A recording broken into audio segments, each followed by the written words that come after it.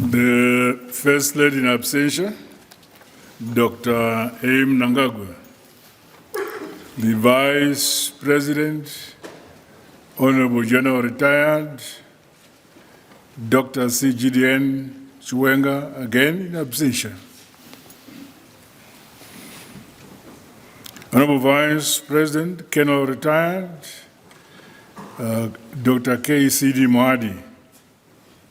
The Speaker of Parliament, Honorable Advocate JFN Mdenda, President of the Senate, Honorable Chinomona, the Chief Justice, Honorable Luke Malava, Honorable Ministers and Deputy Ministers who are here, the President of the Chiefs Council, Chief M. Kumalo, and other traditional leaders who are present,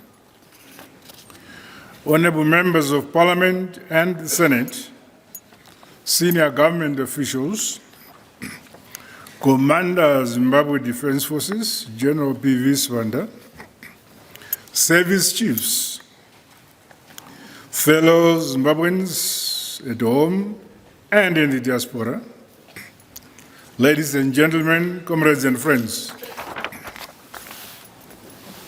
I'm once again singularly honored and privileged to address this august house, marking the third session of the 10th Parliament of the Republic of Zimbabwe. The official opening of the third session of the 10th Parliament comes in the work of the commemorations of the SADC Anti-Sanctions Day.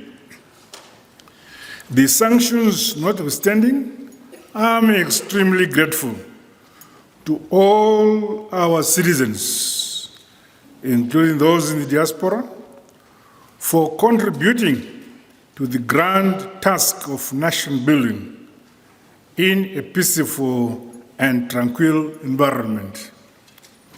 The unity, peace, and resilience of our people have been the pillar of economic development of our country in the face and the vulnerable agriculture input scheme. These interventions reflect our unwavering commitment to building a comprehensive and resilient social protection system that safeguards women, children, persons with disabilities, and the elderly, among others.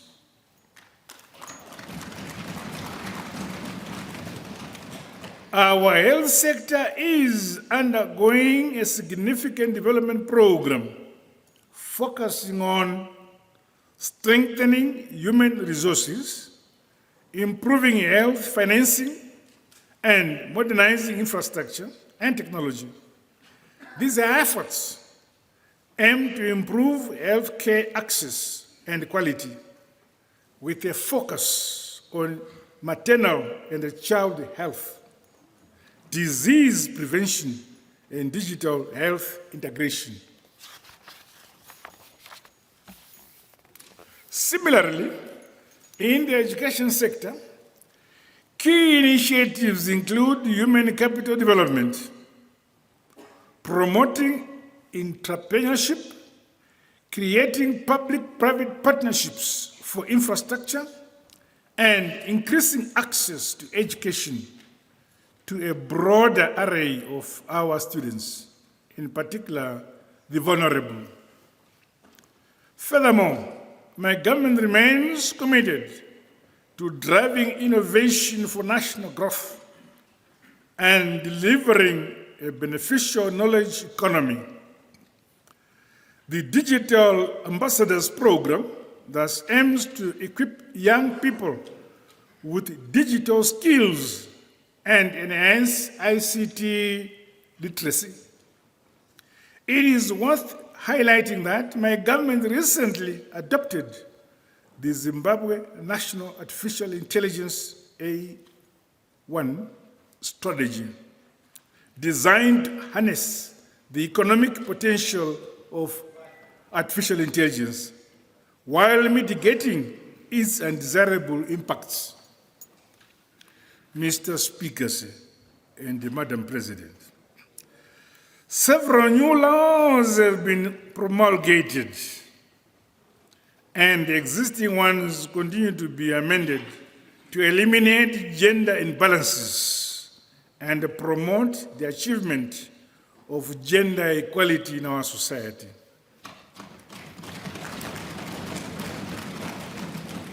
This should see increased participation of women across value chains.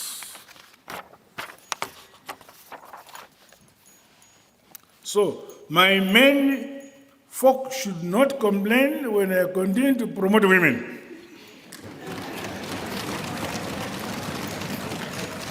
The launch of the National Youth Empowerment Strategy 2026 to 2030 is transformative towards harnessing the potential of our young people in national development.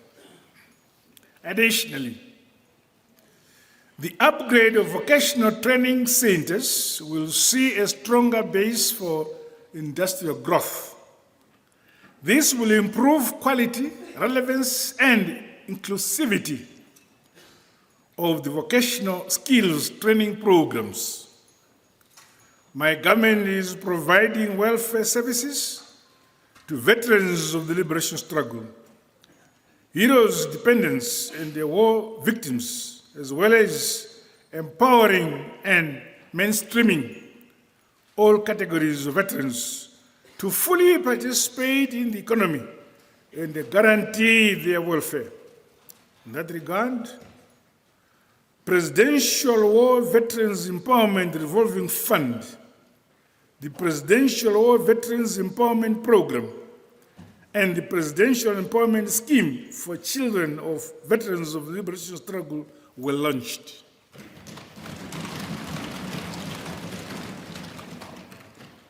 After successful implementation of the food deficit mitigation strategy during the El Nino-induced drought experienced during the 2023-2024 summer cropping season, government will continue with the program to cater for food insecure households.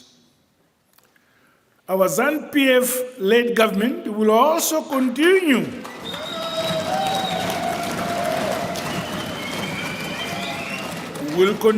with harmonized social cash transfers to increase the purchasing power of vulnerable groups. Regrettably, the scourge of drug and substance abuse remains a major concern to all communities in our beloved motherland, Zimbabwe. Comprehensive and all-encompassing strategies are being implemented by all stakeholders in our country to mitigate the negative impact of this menace. We commend the coming on board of more civic society organizations, including the Angel of Hope Foundation and the private sector in the fight against drug and substance abuse.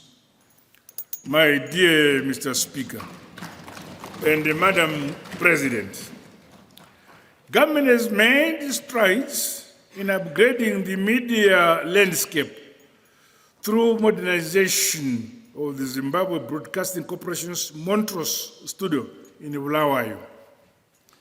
Additionally, the ZBC's Luzivo Radio, which is a new education channel, was established in order to bridge educational content directly to learners across the country.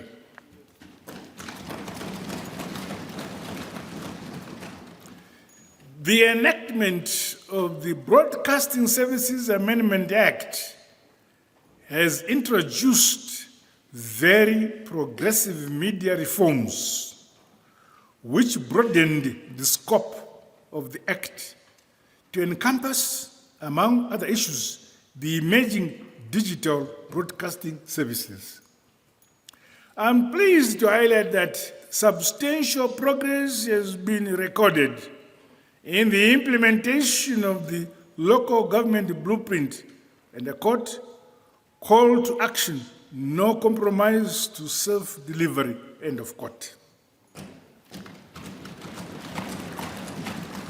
All our local authorities have developed master plans, and all 92 councils completed evaluation roles, with 91 of them having deployed enterprise resource planning systems to modernize their operations. Only one is left.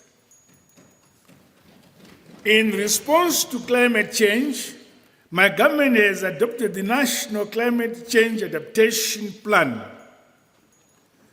the Carbon Trading Framework and Registry, outlined in Statutory Instrument 48 of 2025, is said to unlock climate finance and promote mitigation efforts across all economic sectors. Relatedly, water security is emerging as a critical challenge with implications for energy and the food systems. In this regard, my government is scaling up integrated water resource management and investments. In line with our engagement and re-engagement program, my government is implementing its policy on foreign relations and international cooperation. In this regard, Zimbabwe remains committed to further deepening political, economic, educational, scientific, innovation and cultural relations with all countries of the international community. We are pleased as Zimbabwe to have won the bid to host the continental headquarters of the Intra-Africa Trade Fair Company. Congratulations. Mr. Speaker, Madam President, the importance of the timeless discharge of legislative duties reposed in Parliament cannot be overemphasized. Parliament is reminded that laws passed by this august House carry the hopes and aspirations of our people and consist of central policies for implementation by the executive. It is therefore critically important that the law-making process be expedited for the efficient operation of state apparatus. Collectively, we have a duty to sustain the prevailing confidence that the people of our country have in our governance system. Allow me now to turn to the legislative program, which the third session of the 10th Parliament must pursue with renewed vigor and focus. The outstanding bills from the first and second sessions that were presented to Parliament must be concluded. These include the following: Occupational Safety and Health Bill, the Public Service Amendment Bill, the State Service Pension Bill, the Pipelines Amendment Bill, Persons with Disability Bill, Public Procurement and Disposal of Public Assets Bill, the Mines and Minerals Amendment Bill, Insurance and Pensions Amendment Bill, and Zimbabwe School Examinations Council Bill please process them.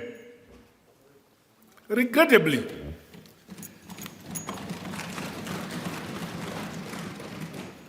there are additional bills that I announced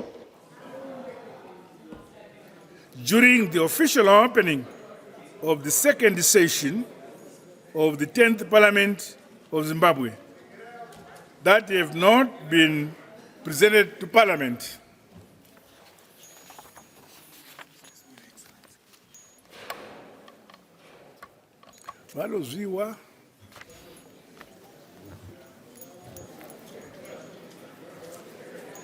These include the Teaching Professions Council's Bill, Electronic Transactions and Electronic Commerce Bill. Zvinonakidza.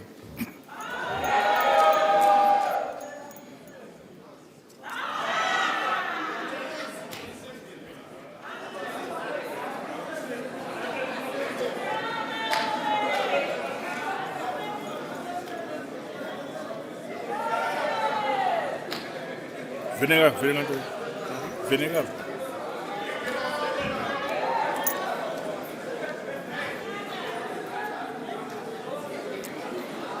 I challenge this august House to do more to ensure that these bills are brought before Parliament and finalized.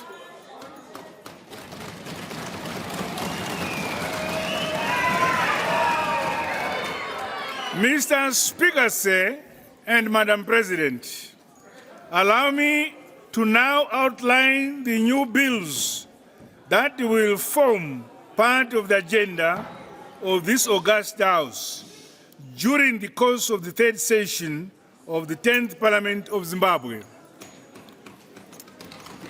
With regards to the industry and commerce subsectors, the National Productivity Institute Bill seeks to create the Zimbabwe Productivity Institute to drive increased productivity across all industries. Amendments will be made to foundational laws, including the Iron and Steel Industry Act and the Sugar Production Control Act. To further protect our consumers from a fast-changing economic environment, amendments to the Competition Act are now a necessity. Meanwhile, government is finalizing amendments to the Commercial Premises Lease Control Act to create fairness in the commercial rental market. Amendment of the Research Act aims at establishing a deliberate and sustainable framework for funding research to facilitate adequate resources for research institutions. This is in line with my administration's ongoing quest to promote locally developed solutions and innovation while reducing dependency on imported technologies. In the higher and tertiary education sector, government is working on a legislative framework for the accelerated commercialization of products emanating from our innovation hubs. A notable number of bills are set to be tabled before this august House from our transport sector for enactment and amendment.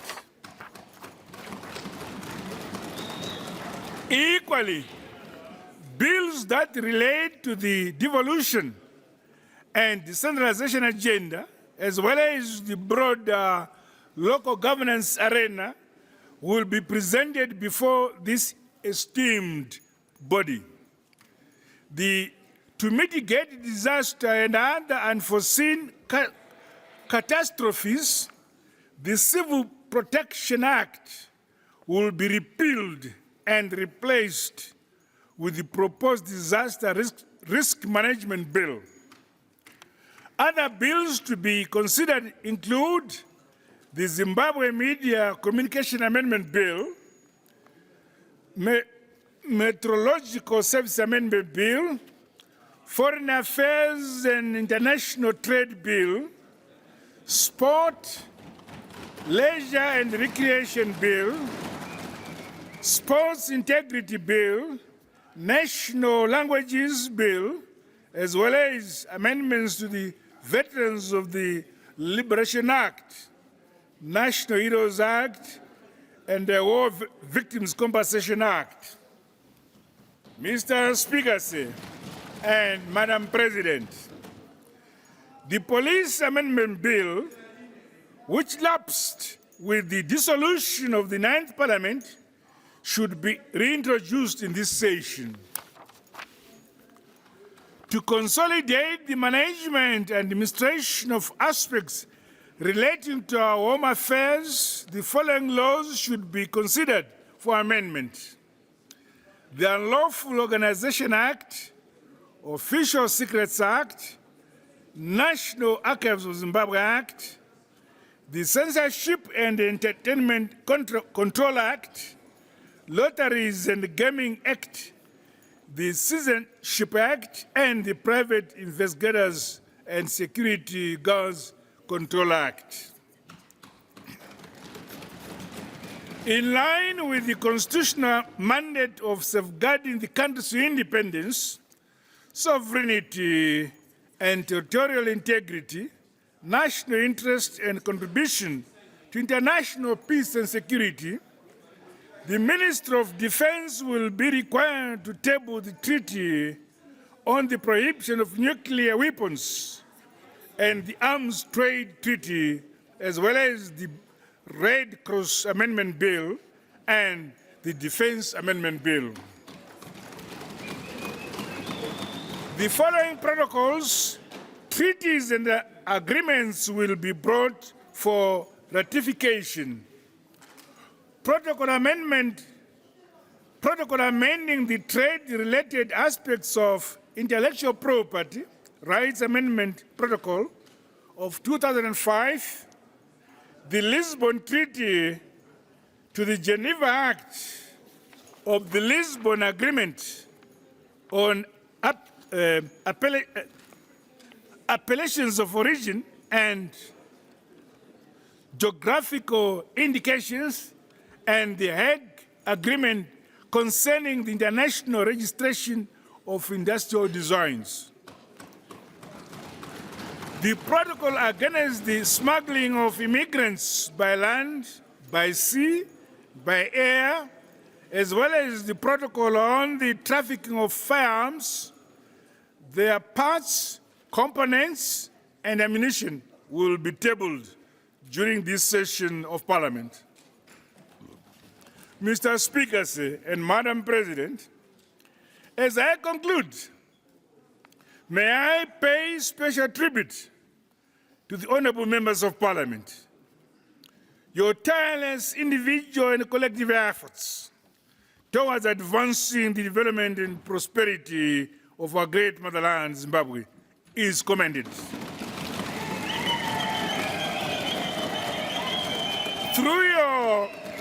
Through your wholehearted service and representation of the grassroots communities, you all continue to consolidate our people-centered and participatory governance. As we keep marching towards Vision 2030, let us remain close to the people in good times and throughout the seasons of challenges. We should never get tired of preaching hope. We should never get tired of preaching unity and peace as one indivisible nation. Be assured that a better quality of life for all our people and our country is at the core of the policies and projects of my administration. No one and no place will be left behind. As we approach the summer cropping season, I urge honorable members of parliament to continuously lead from the front and encourage increased production and productivity across our communities. Together, we must guarantee adequate preparations for this agricultural season and yet another bumper harvest for our nation. I congratulate you in advance. The guiding beacon remains our shared national development philosophy. Nyika inovakwa, igotongwa, igonamatirwa nevenevayo.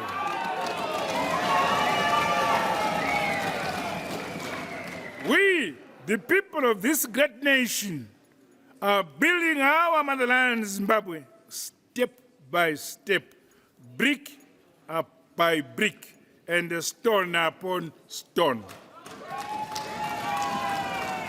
There is no turning back. Victory and success and prosperity are certain. Forever, there was never. With these remarks, it is now my singular honor and privilege to table this State of the Nation address before this august House of Zimbabwe. I equally declare the third session of the 10th Parliament of Zimbabwe officially open. God bless you all. God bless Zimbabwe. I thank you.